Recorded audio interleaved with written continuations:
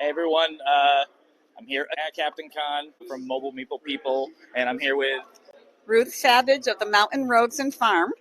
And the reason I'm doing this interview is, we always talk about gateway games and the games that get people into gaming. So I saw these that she had, which I thought was really cool. I spoke to her on Friday about them, and I thought the information was really interesting. I just wanted to share the information with you guys. So what are these and where they come from, I guess? Okay, I'm going to start at the first game on our thing. This is called Fox and Geese. It was also known as Fox and Sheep. You can currently see it almost as a peg game or an online game called Solitaire. Okay. Same premise. And this, and I have to use my cheat sheet from my research, this is early Scandinavia and a British Isles game. Basically, you have a fox, one fox, and 13 sheep, or 13 geese.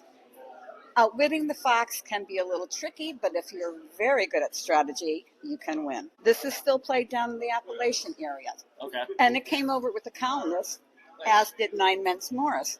Morris is basically an advanced tic-tac-toe. Okay. And just so I could get the dates right, it's known as Nine Men Morris, Mills, the Mill Game, Merrills, Merilles, and a few others from France and Spain. Early everyday book in July of 1825 was printed in English. It's also been called Cowboy Checkers. Basically, what you're doing is you want to get your men on the board, and then you get to move. Very tricky, because you can only go certain moves at certain times to make your 3 in a row. And you have different ways to do it. That also came over with the colonists. This is one of the Chaffle games. This particular one, it's a 9 square, and that one's called Tabla. That is Celt and Norse. They both had versions of it. I like the 9 square board. 5 and 7 are too small. 13 and 11 get to be a bit much. So this works out really well. It's also been called Viking chess. Not as difficult, but you still have to get and protect your king. And you have more offensive than defensive pieces to work with. Lots of fun, and again, not as hard as chess. This is Alkirke or Quaker, and this is an old one. And I like this one an awful lot. You can only go in one direction. You're not allowed to move back. And you start diagonally to each other. Parent origin is Middle East, and I think before the 1300s. I don't have an exact date. I'm still researching that. Okay. But this is where the basic premise of chess and checkers stemmed from. And then, of course, your regular checkerboard, which used to be called draughts. Okay. Similar rules, but without some of the advancements of the current day checkers. For the gamblers in the crowd. 1600s Germany. This is called Glückhaus or House of Luck. 2 to 6 players. 2 is a bit boring. 3 to 6 is more fun. You don't have to stay in the game. So if you're having a party, you can put this out. You have your rolls. Each of the numbers has a meaning and whether you get to pick up or take out. And it was used to be used as a wedding game. And the bride and groom would get the end pot at the end. Okay. They used to also have this in taverns. Very elaborate wooden boards, carved and gilded. And in some of the taverns, especially if there were soldiers going and they weren't supposed to be gambling, they would put like a religious icon on the other side and flip it over if the authorities came in. Nice. But again, everything is, for the most part, pre-1400s. Okay. And again, where modern day games come from. Yeah, so the reason I wanted to talk about this, again, these are like the ultimate gateway games. These started, like you said, checkers and sort of like chess and everything else. So I thought that was really interesting. And I love what you did here too. I try to make these easy. I want these to be, you roll them up as like a little roll. They tuck into the little tabs here. Yep. And we have little burlap bags with your game pieces.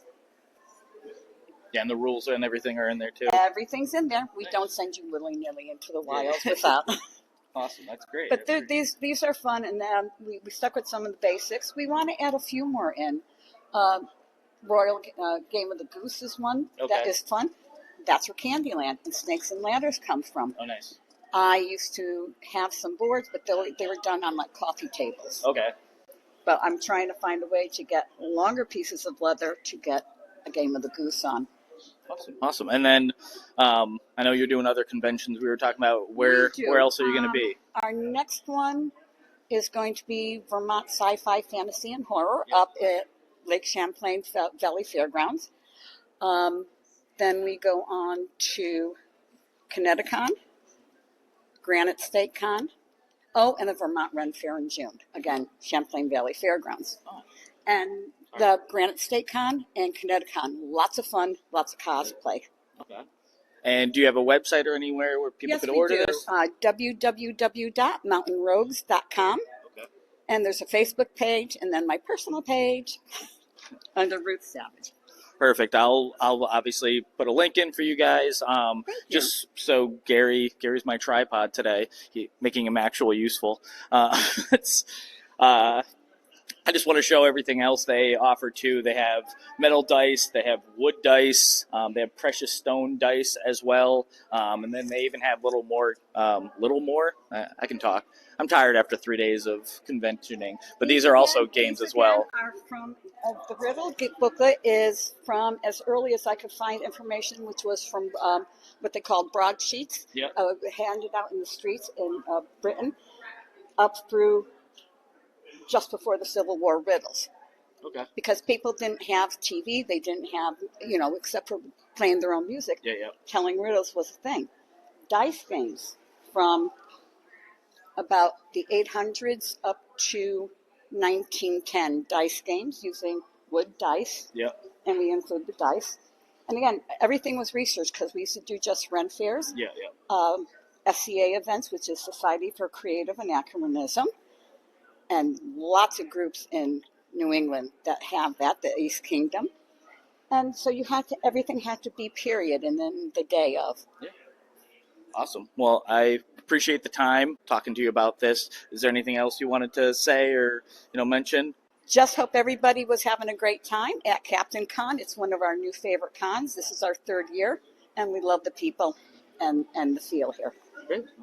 But yeah, guys, this was great. These are things that we're experiencing at Captain Con because we've never been before, and this was something unique I've never seen. So I wanted to obviously get it out to you guys, but you'll obviously see a whole lot more from Captain Con and us as well.